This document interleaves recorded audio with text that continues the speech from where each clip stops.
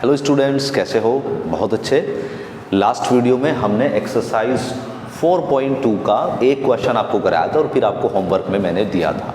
ठीक है, तो यहाँ पर मैं दो चीज़ें आपको बताऊंगा। एक तो मैं 4.3 एक्सरसाइज का कॉन्सेप्ट बताऊंगा और साथ में ही एक्सरसाइज 4.3 का कॉन्सेप्ट बताऊंगा और 4.2 के कुछ क्वेश्चन मैं फिर हिंट देता हूँ आपको, जो एक दो क्वेश्चन दे रहे हैं। और इसी के साथ में जो 4.1 एक्सरसाइज है उसके बारे में भी मैं कुछ बताता हूँ आपको।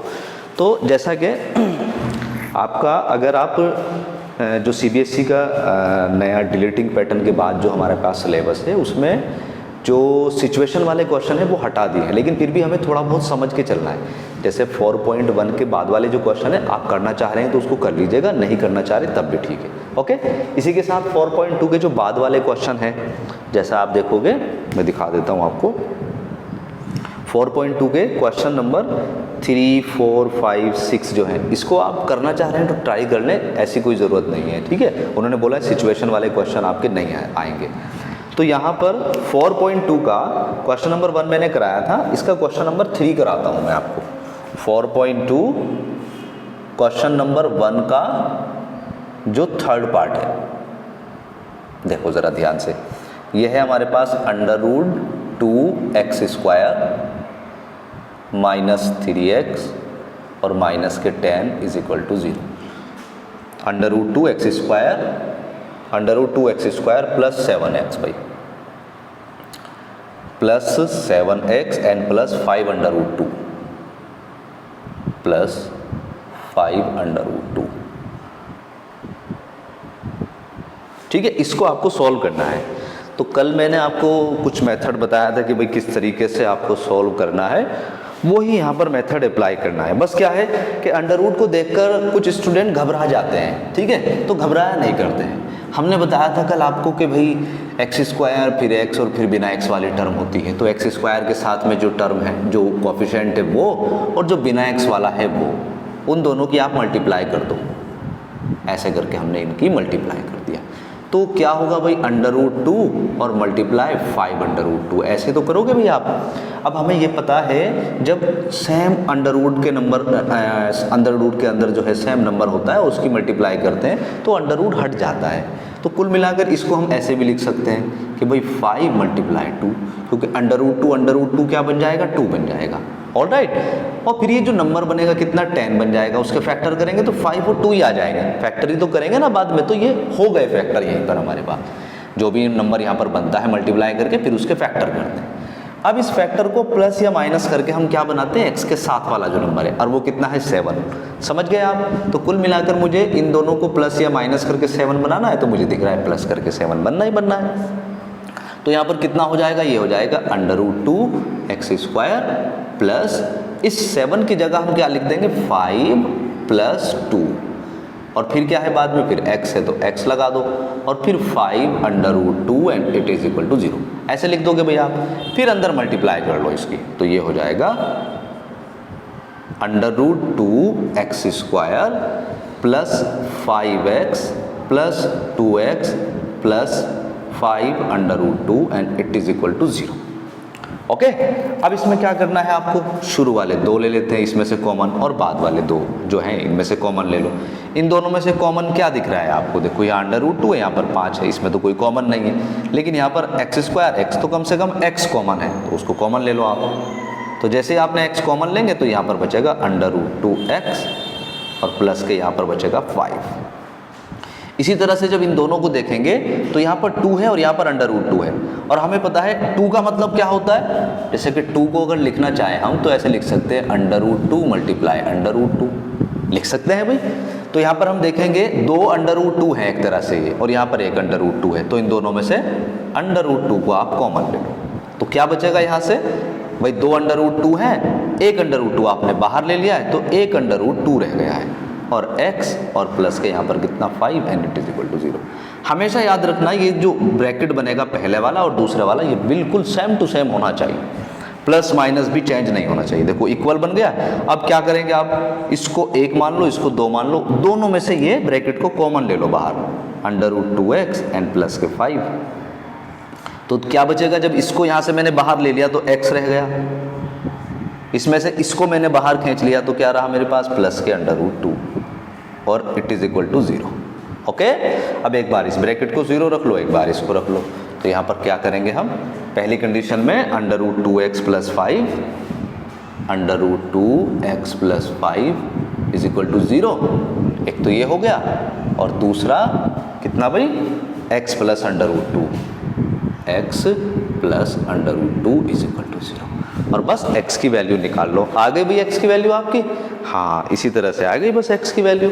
कितनी आ गई, यहाँ से अगर निकालेंगे तो √2x इज इक्वल टू -5 भाई, क्योंकि यहाँ इधर प्लस है इधर जाकर माइनस, और x is equal to -5 divide by √2।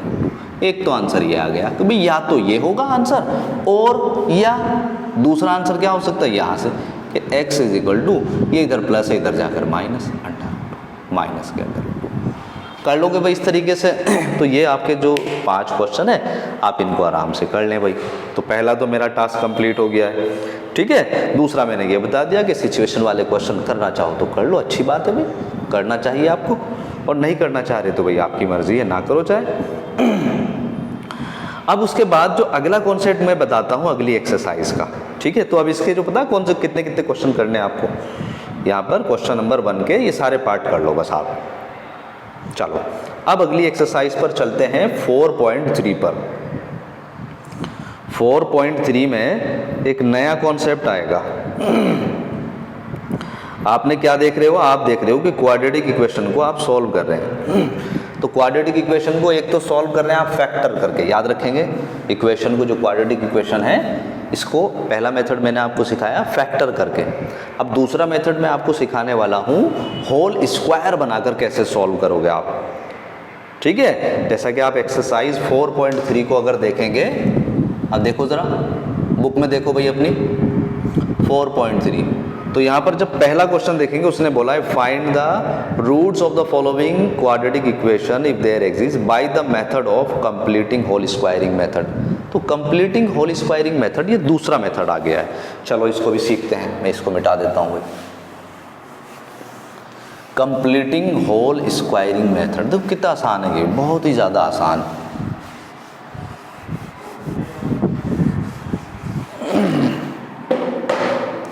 मैं क्वेश्चन को लेकर ही आपको सिखा देता हूँ। एक्सरसाइज का पहला क्वेश्चन ले लेते हैं, फर्स्ट क्वेश्चन का फर्स्ट पार्ट। ये दिया गया है 2x² - 7x + 3 and it is equal to 0। बहुत ही ध्यान के साथ समझेंगे, देखो कितना आसान। इसमें कुछ रिजल्ट्स हैं आपको जो मतलब होगा, जो आपको याद करना है कि इस तरीके से स्टेप मुझे अप्लाई करने हैं। सबसे पहला काम है होल स्क्वायरिंग मेथड बनाने के लिए, उसका मेथड लगाने के लिए x² के साथ में कुछ नहीं होना चाहिए। पहली कंडीशन याद रखेंगे भाई, पहली कंडीशन इसके साथ में कुछ नहीं होना चाहिए। तो इसको इक्वेशन 1 माना, और यहाँ हटाने के लिए इससे डिवाइड कर दो इसको। तो आपने लिखा डिवाइड, पहली कंडीशन क्या बता रहा हूँ भाई कि x² के साथ में कुछ नहीं होना चाहिए। अब यहाँ पर तो 2 है, अब इस 2 को ख़त्म कैसे करोगे, डिवाइड कर देना आप हमेशा। तो आपने डिवाइड कर दिया तो कितना रह जाएगा x², जब इसके नीचे डिवाइड करोगे -7/2x एंड +3/2। ऑलराइट, पहला स्टेप x² के साथ में कुछ नहीं होना चाहिए। दूसरी बात, फिर ये जो नंबर है x वाला तो इधर ही रहना, तो ये जो नंबर वाला है ना इसको उधर ले जाना है आपको दूसरी साइड हमेशा। सेकंड चीज़, तो ये तो फर्स्ट है भाई, फर्स्ट चीज़ याद रखेंगे, ये सेकंड थिंग ये है। तो यहाँ पर कितना हो जाएगा x² - 7/2x and it is equal to -3/2। कर लोगे भाई इतना काम। पहला क्या है, x² के साथ में कुछ नहीं होना चाहिए। उसके बाद जो ये कांस्टेंट नंबर है ये दूसरी साइड ले जाना है आपको। उसके बाद क्या करना है, x के साथ में जो नंबर है ना ये, इसको 2 से डिवाइड लगा देना है आपको, डिवाइड बाई 2 से डिवाइड कर देना है आपको। अब जब इसको डिवाइड करोगे तो नीचे वाला नंबर बढ़ जाएगा भैया ना, डिवाइड का मतलब नीचे 2 आ जाएगा। तो कितना हो जाएगा 7/2। तो मैं ऐसे करके लिख देता हूँ 7/2 को आपने एक बार और डिवाइड कर दिया 2 से, तो कितना हो गया है 7/4 हो गया। ऑलराइट, समझ गए भाई। सबसे पहले काम क्या है, एक्स स्क्वायर के साथ कुछ नहीं होना चाहिए, फिर कांस्टेंट टर्म को दूसरी साइड ले जाना है और फिर एक्स के साथ में जो भी नंबर है उसे 2 से डिवाइड कर देना है। अब ये रिजल्ट आ गया, इसका स्क्वायर करके दोनों साइड प्लस कर दो आप। इसका क्या कर देना है, मुझे स्क्वायर कर देना है और दोनों साइड प्लस कर देना है।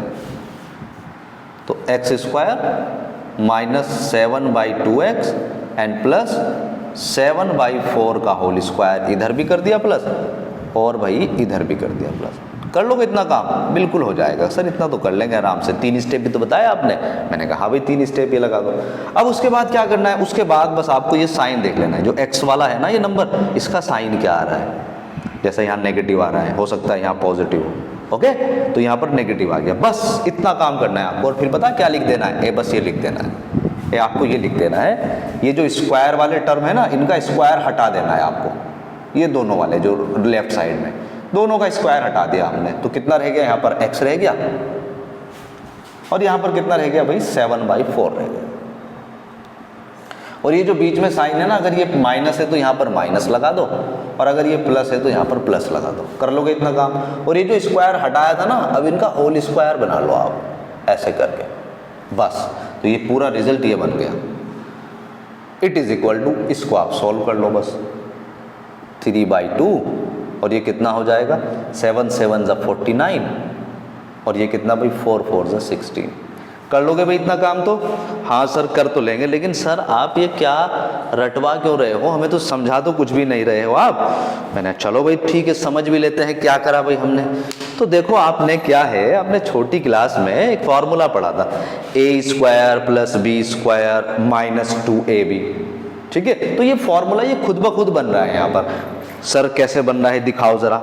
मैंने कहा देखो चलो इसको ध्यान से देखो आप, देखो ये तो बन गया x², फिर इस वाले को लिख लो प्लस 7/4 का होल स्क्वायर, ओके, और माइनस यहाँ पर देखो मैं अगर इसको ऐसे लिख दूँ 2 × x × 7/4, ईमानदारी से बताना, देखो ये तो x² मैंने जो का तू लिख दिया है, ये 7/4 का होल स्क्वायर ये जो का तू है। अब ये कितना है, देखो ये माइनस था, देखो ये माइनस आ गया, ओके, माइनस भी लगा दिया। अब अगर इसको जरा सॉल्व करना, आप देखना कितना मिनट, इस 2 से ये 4 कट जाएगा 2 बार, ठीक है, ये 2 से ये 4 कट गया तो कितना रहेगा 7/2 और इंटू एक्स, देखो 7/2 इंटू एक्स है। तो इसका मतलब ऐसे करके लिख सकता हूं मैं इसको। बात क्लियर बेटे? अब कितना हो गया, अब जरा इसे ध्यान से देखो, ये क्या है a², ये a की तरह काम कर रहा है, ये b की तरह, b² - 2ab, a और b, समझ गए। अब जब ये ऐसी फॉर्म है तो ये क्या है भाई a - b का होल स्क्वायर, ओके।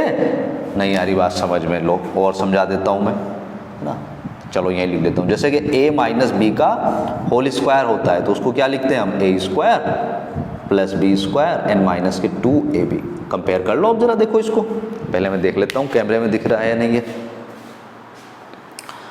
देखो अब इसकी कंपेयर कर लो आप, ये तो a² तो देखो ये हो गया, b² देखो ये हो गया और माइनस के 2 और x ये हो गया और b ये हो गया। तो इसको क्या लिख सकते हैं, a - b का होल स्क्वायर, यही तो लिखा है। आ गई बात समझ में? तो एक बार समझ लो, बार बार समझने की कोई ज़रूरत नहीं है। बार बार तो मुझे वही स्टेप करने हैं, बस 3 स्टेप। x² के साथ में कुछ नहीं होना चाहिए, उसके बाद जो ये कांस्टेंट टर्म है ये दूसरी साइड चली जानी चाहिए, उसके बाद x के साथ में जो नंबर होगा उसे 2 से डिवाइड कर लेना है मुझे, ठीक है, और उसका होल स्क्वायर इधर भी प्लस कर देना और इधर भी प्लस कर देना। फिर इसका बस ये साइन देख लेना है मुझे, इस साइन अगर ये माइनस है तो ये स्क्वायर हटा दूंगा मैं, इन दोनों नंबर को लिख दूंगा और माइनस लगा दूंगा और होल स्क्वायर बाहर, ओके। अब इसे सोल्व कर लो, बस आंसर आ गया भाई आपका। देखो कितना हो जाएगा ये 16 की मल्टीप्लाई इधर करोगे भाई, या इनका एलसीएम लेंगे तो 16 आ जाएगा। तो यहाँ पर 16 बनाने के लिए क्या करोगे आप, 8 की मल्टीप्लाई, तो कितना 8 3 = 24 एंड प्लस के 49 एंड डिवाइड में कितना भाई 16। सॉल्व करो इसको, 49 से 24 को माइनस करेंगे तो 25 डिवाइड बाई 16, ऐसे तो होगा। इधर कितना है भाई x - 7/4 का होल स्क्वायर। अब आप मुझे बताओ, जब इधर स्क्वायर को मैं इधर लेके जाऊंगा तो आपको सिखाया हुआ है कि जब स्क्वायर इधर जाएगा तो ये अंडर रूट हो जाएगा, ऐसे करके हो जाएगा नहीं भाई, स्क्वायर दूसरी साइड जाता है तो अंडर रूट हो जाता है, और प्लस और माइनस हो रहा जाता है, प्लस भी और माइनस भी। तो कुल मिलाकर कितना हो गया x - 7/4 and it is equal to, एक बार प्लस लिख दो और अंडर रूट 25 की वैल्यू 5 और अंडर रूट 16 की वैल्यू 4, तो एक बार तो प्लस लिख दिया और दूसरी बार x minus 7/4 is equal to minus के 5/4। ओके, x की वैल्यू निकालो इसकी, ये इधर जाकर क्या करो, प्लस करो 5/4 एंड प्लस 7/4। सॉल्यूशन कितना आ गया, 7 और 5 12 हो गए एंड डिवाइड बाई 4, आंसर इस 3 आ गया। नहीं आई बात समझ में, आ गई है, सिंपल है ना, हाँ सिंपल है। इसको भी इधर ले जाओ तो x is equal to 7/4 and minus के 5/4, तो कुल मिलाकर 2/4 और ये 1/2 आपका आंसर आ गया है ना। ये छोटी सी कैलकुलेशन में कहीं गड़बड़ी हो गई होगी तो आप देख लेंगे, एक बार और चेक कर लेते हैं। ये इधर जाकर प्लस हो जाएगा 7/4, ये 5/4 और भैया 7 में से 5 गए 2 आ गए, ये 4 आ गए, तो 1/2 इसका आंसर आ गया। आ गई बात समझ में, या तो यही आई। तो कुल मिलाकर जो कॉन्सेप्ट है, एक्स स्क्वायर के साथ में कुछ नहीं होना चाहिए, उसी से आप डिवाइड कर देंगे, उसके बाद कांस्टेंट को दूसरी साइड ले जाएंगे, फिर ये जो एक्स के साथ में जो नंबर है उसे 2 से डिवाइड कर देंगे, ये सिचुएशन बन जाएगी। स्क्वायर हटा देना है, दोनों को लिखना है, माइनस है तो माइनस और प्लस है तो प्लस, यहाँ पर लिख देना है। ये आपका मैं सब ये रफली वर्क है जो मैंने आपको बताया था। उसके बाद बस इसे सिंप्लीफाई कर लो आप, और जब इसको स्क्वायर को इधर लेके जाओगे अंडर रूट बन जाएगा, 1 प्लस 1 माइनस, अलग अलग लिख के उसको सॉल्व कर लेंगे। तो ये अब आपका टास्क जो है, वो टास्क आपको जो मिलता है वो है एक्सरसाइज 4.3 के क्वेश्चन नंबर 1 को करना है आपको, और उसी के साथ साथ क्वेश्चन नंबर 3 को भी ट्राई करना है। ओके, 1 2 3 ये आपका टास्क है। आगे की एक्सरसाइज को हम कल करेंगे भाई। आज की वीडियो में इतना ही। अपना ख्याल रखें, घर पर रहें और बड़ी मेहनत के साथ पढ़ाई करते रहें। God bless you, thanks for watching, bye bye.